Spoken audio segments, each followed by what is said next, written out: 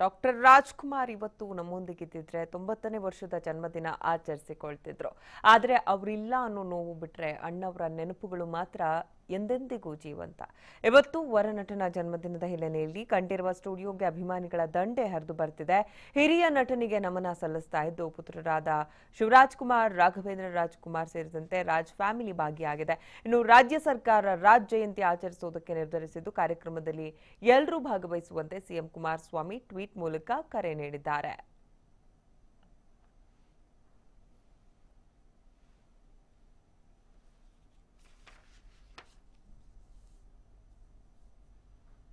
ಅವ್ರ ಮನೇಲಿದ್ದಾರೆ. ಅವರು ನಮ್ಮ ಭಾಗಕ್ಕೆ ಮನೇಲಿದ್ದಾರೆ. ಇಲ್ಲಿ ನೋಡ್ಕೊಂಡು ಪೂಜೆ ಮಾಡ್ಕೊಂಡು ಹೋಗೋಣ ಅಂತ ಬಂದಿದ್ದೇನೆ. ಯಾಕೆಂದ್ರೆ ಇದು ಒಂಥರ ಮುತ್ತು ರತ್ನ ಎಲ್ಲ. ಅವರು ದೇವರ ಗೆದ್ದ ಮಾನವ, ದೇವತಾ ಮನುಷ್ಯ.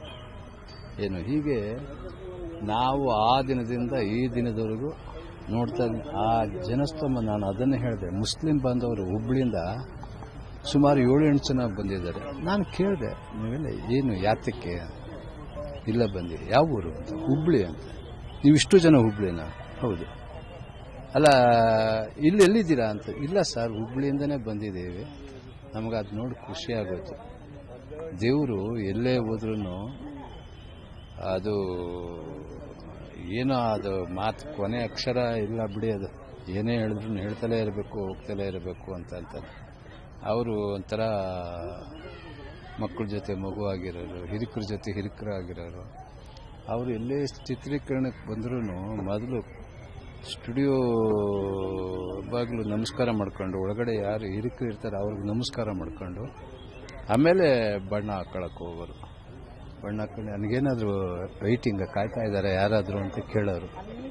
ಇಲ್ಲ ಇಲ್ಲ ಅಲ್ಲ, ನೀವು ನಿಧಾನಕ್ಕೆ ಬರ್ಬೋದು ಅಂತ. ಇಲ್ಲ, ನಾನು ಬಣ್ಣ ಹಾಕೊಂಡ್ಬಿಡ್ತೇನೆ. ಬಣ್ಣ ಹಾಕೊಂಡು ಕಾಸ್ಟ್ಯೂಮ್ ಹಾಕೊಂಡು ರೆಡಿ ಆಗಿಬಿಟ್ರೆ. ಖಂಡಿತವಾಗ್ಲೂ ಅಣ್ಣವ್ರನ್ನ ತುಂಬಾನೇ ಮಿಸ್ ಮಾಡ್ಕೋತೀವಿ ನಾವು, ಎರಡನೇ ಮಾತಿಲ್ಲ. ಈ ನಡೆಯುವಂಥ ಕಾರ್ಯಕ್ರಮಗಳು ಇವೆರಡಾಗಿ ರಕ್ತದಾನ ಆಗ್ಬೋದು, ಆಮೇಲೆ ನೇತ್ರದಾನ ಆಗ್ಬೋದು. ಮೊದಲನೇದಾಗಿ ಅವರೇ ಅದನ್ನು ಶುರು ಮಾಡಿದ್ದು. ಸೊ ಅದು ಎಷ್ಟೋ ಜನಗಳಿಗೆ ಉಪಯೋಗ ಆಗ್ತಾ ಇದೆ.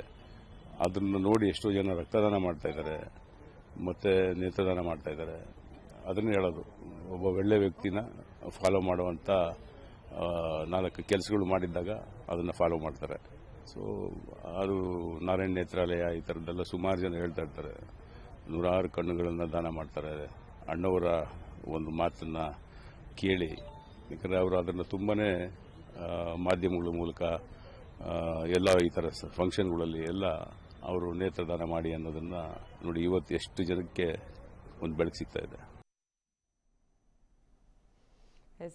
ಅಣ್ಣವರ 90ನೇ ವರ್ಷದ ಹುಟ್ಟುಹಬ್ಬ. ಸಹಜವಾಗಿ ಅವರ ಹುಟ್ಟುಹಬ್ಬ ಅಂದ ತಕ್ಷಣ ಕಂಠೀರವ ಸ್ಟುಡಿಯೋದಲ್ಲಿರುವಂಥ ಅವರ ಸ್ಮಾರಕವನ್ನು ನೋಡೋದಕ್ಕೆ ಸಾಕಷ್ಟು ಜನ ರಾಜ್ಯದ ಮೂಲೆ ಮೂಲೆಗಳಿಂದ ಆಗಮಿಸ್ತಾರೆ. ಇನ್ನೊಂದು ಕಡೆ ಅವರ ಕುಟುಂಬಸ್ಥರು. ಅವರ ಕುಟುಂಬ ಅಂದರೆ ಸ್ವಂತ ಫ್ಯಾಮಿಲಿ ಒಂದಾದರೆ ಮತ್ತೊಂದು ಕುಟುಂಬ ಚಿತ್ರರಂಗದ ಕುಟುಂಬ ಅಂತಲೇ ಹೇಳ್ಬೋದು. ಚಿತ್ರರಂಗದ ಎಲ್ಲರೂ ಕೂಡ ಬಂದು ಇವತ್ತು ಅಣ್ಣವರ ಆಶೀರ್ವಾದ ಪಡೆದು ಹೋಗ್ತಾ ಇರುವಂಥ ದೃಶ್ಯ. ಅದರಲ್ಲಿ ರಾಕ್ಲೈನ್ ವೆಂಕಟೇಶ್ ಅವ್ರು ಮಾತನಾಡಿದ್ದನ್ನು ನೀವು ಕೇಳಿಸ್ಕೊಂಡ್ರಿ, ಹೊನ್ನವಳ್ಳಿ ಕೃಷ್ಣ ಅವ್ರು ಮಾತನಾಡಿದ್ದನ್ನು ಕೇಳಿಸ್ಕೊಂಡ್ರಿ.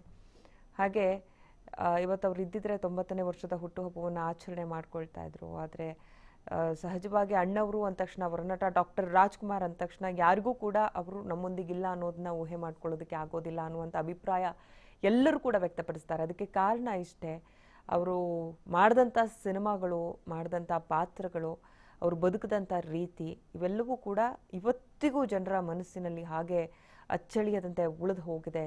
ಹಾಗಾಗಿ ಅವರು ನಮ್ಮೊಂದಿಗಿಲ್ಲ ಅನ್ನೋದನ್ನು ಹೇಳೋದಕ್ಕೆ ಸಾಧ್ಯವಿಲ್ಲ ಅನ್ನುವಂಥ ಅಭಿಪ್ರಾಯವನ್ನೇ ಎಲ್ಲರೂ ಕೂಡ ವ್ಯಕ್ತಪಡಿಸ್ತಾ ಇದ್ದಾರೆ.